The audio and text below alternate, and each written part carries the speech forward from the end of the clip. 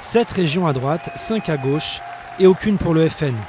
Grand vainqueur du premier tour le 6 décembre, le Front National ne dirigera finalement aucune région.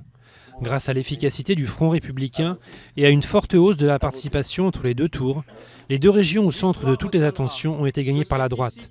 En Nord-Pas-de-Calais-Picardie, Xavier Bertrand a largement battu Marine Le Pen et en Provence-Alpes-Côte d'Azur, Christian Estrosi a défait Marion Maréchal-Le Pen. Même dans les triangulaires, le FN a été battu, en Alsace-Lorraine-Champagne-Ardenne et en Bourgogne-Franche-Comté.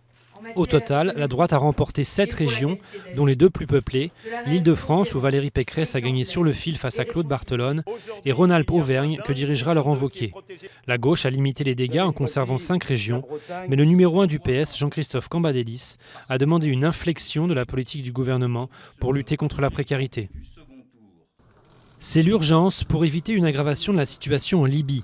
La communauté internationale appelle à un cessez-le-feu immédiat dans tout le pays et à la mise en place d'un gouvernement d'union nationale pour mieux lutter contre le groupe État islamique. Les djihadistes, présents dans la région côtière de Sirte, commencent en effet à pénétrer à l'intérieur du pays, selon le ministre français de la Défense Jean-Yves Le Drian, pour tenter, comme en Irak, d'accéder à la manne des puits de pétrole. Le Maroc bâtit ce qui pourrait devenir le plus grand parc solaire au monde.